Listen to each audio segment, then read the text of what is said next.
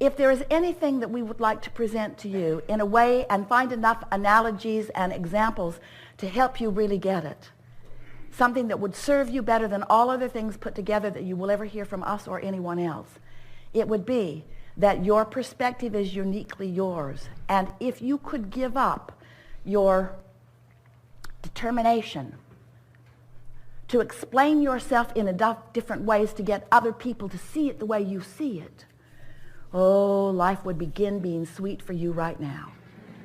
If you could just accept that everybody gets to create their version of reality and that you will waste your life in trying to get them to accept your version.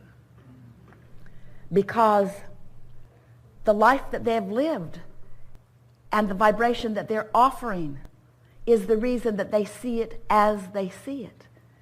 You can live in the same community and have two very different lives. And what most of you say is, well, of course we live different lives. That guy lives in a mansion and I don't. Of course his perspective is different than mine.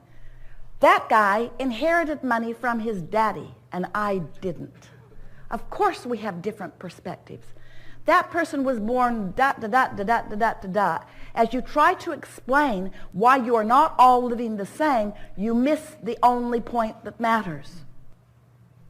You have different perceptions of reality over which you have complete control. But most humans do not exercise any control over your perception of reality because you're so busy dividing and defining and cataloging and pigeonholing reality into different piles and placing judgment upon it. Oh, that's a bad thing. Let's put all those bad things over there and those bad things over there, and they're different in their badness, but they're bad things. And as you spend that natural time defining whether you want it or not, you also, without meaning to, practice the vibrational frequency of the very things that you put in the bad piles. And then, because it's part of your vibration, it prevents you from discovering the good piles because your vibration's all wrapped up in what's in the bad piles. And then, we love you so much. You know what's coming next after that statement. And then, you look to something outside of you to make the difference. You look for someone else to fix it. It started with your mother or your father or someone up close to you. Please change this condition.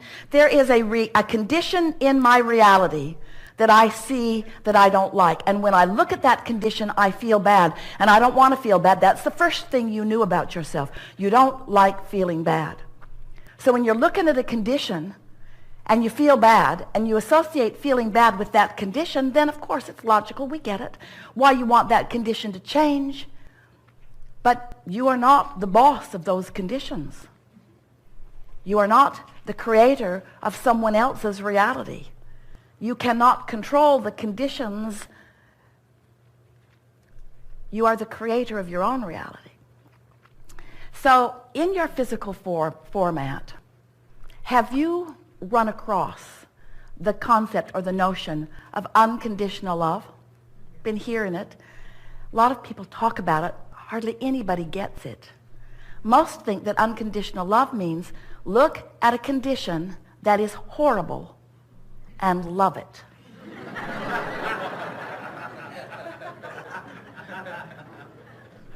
So you need a lot of practice at that. But you can't look at unwanted and be a vibrational match to wanted, so you're never able to accomplish that. That's what makes you want to define things and explain things. But we want you to understand that what unconditional love is, we're going to make it easier for you. Unconditional love, unconditional clarity, unconditional appreciation, unconditional alignment, because love and appreciation and clarity and eagerness and all of those words that describe good feeling, they all mean alignment with source, and that's what love is. Alignment, pure alignment, non-resistance. So unconditional love or clarity is about being in love or clarity We have enjoyed this interaction immensely.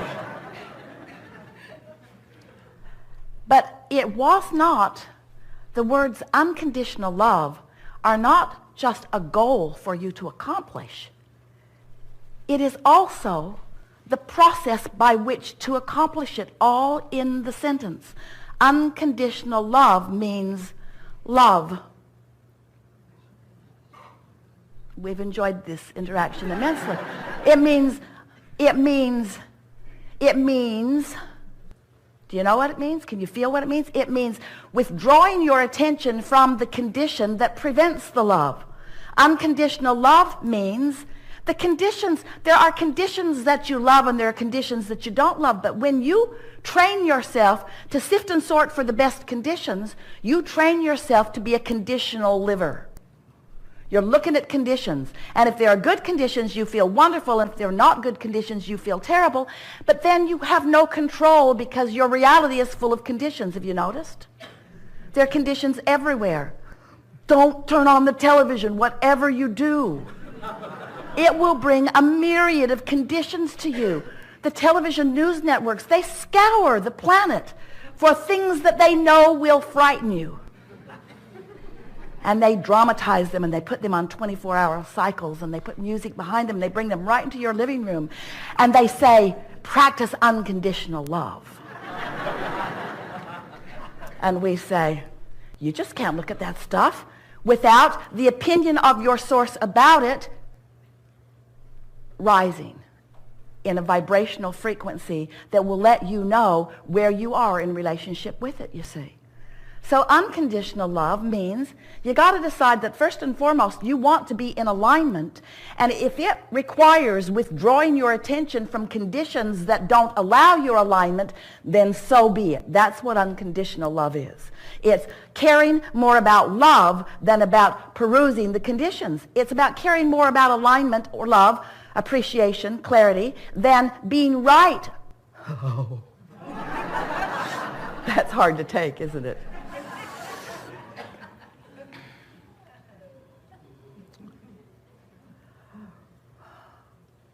When you decided to come forth into this physical body, you did not say, I'll go forth, I'll be born, splat.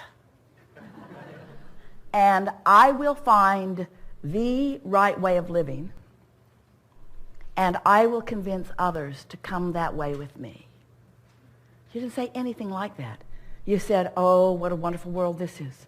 The diversity of this time-space reality will provide for me the most wonderful format for new ideas to be born within me that can be realized by me. Not new ideas that can be born within me that I will then take everyone else by the hand and show them the error of their ways and the rightness of my ways.